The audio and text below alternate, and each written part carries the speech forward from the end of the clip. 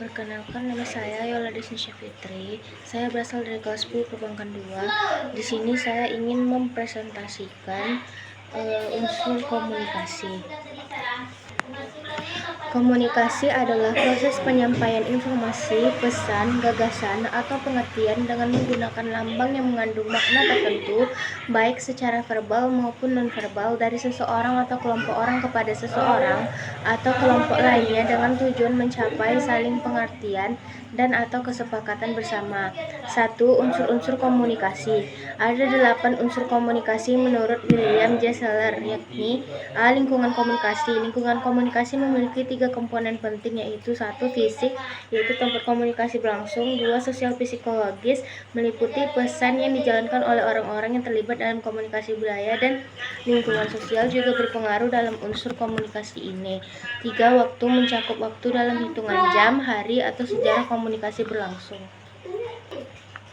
B. Encoding atau decoding. Dalam ilmu komunikasi, tindakan menghasilkan pesan disebut dengan encoding, sedangkan tindakan menerima pesan disebut dengan decoding. Seorang komunikator sering dengan encoder dan seorang komunikan disebut decoder. C. Sumber penerima, artinya setiap orang yang terlibat dalam komunikasi adalah sumber atau komunikator sekaligus penerima komunikan.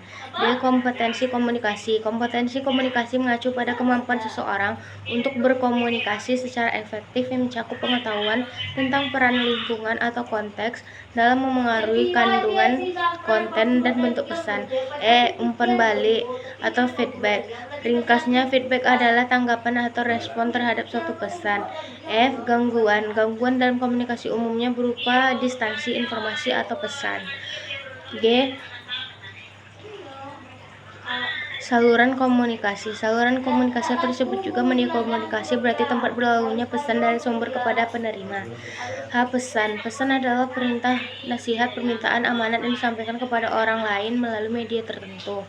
2. Tujuan komunikasi. Tujuan komunikasi menurut Onong Ucdana Effendi adalah sebagai berikut. A. Perubahan sikap. Sikap komunikan dapat berubah setelah terjadi suatu proses komunikasi. B. Perubahan pendapat. Perubahan pendapat terjadi dalam suatu komunikasi yang tengah dan sudah berlangsung. Hal itu tergantung pada kemampuan komunikator menyampaikan pesan atau pendapatnya. C. Perubahan perilaku. Komunikasi dapat juga mengubah perilaku komunikan. Misalnya, dari semula bersikap positif. Dari semula bersikap positif. Di sini selain isi pesan, kredibilitas komunikator juga sangat menentukan perubahan tersebut. D. Perubahan sosial, yaitu perubahan yang terjadi dalam tatanan masyarakat sebagai akibat dari proses komunikasi tertentu. Adapun tujuan komunikasi menurut Changara Hafiza adalah sebagai berikut. A. Agar apa yang disampaikan. Seorang komunikator harus dapat menjelaskan kepada komunikan atau penerima dan sebaik-baiknya dan tuntas sehingga mereka dapat mengikuti apa yang dimaksud oleh pembicara atau penyampai pesan atau komunikator. B. Memahami orang. Komunikator harus mengetahui aspirasi masyarakat tentang apa yang diinginkannya. Jangan hanya berkomunikasi seturut kemauan sendiri. C. Agar gagasan dapat diterima orang lain. Komunikan harus berusaha agar gagasan dapat diterima oleh orang lain dengan menggunakan pendekatan yang persuasif, bukan dengan memaksakan kehendak. D. Menggerakkan orang lain untuk melakukan sesuatu. Menggerakkan sesuatu itu berarti mendorong seseorang melakukan sesuatu yang kita kehendaki.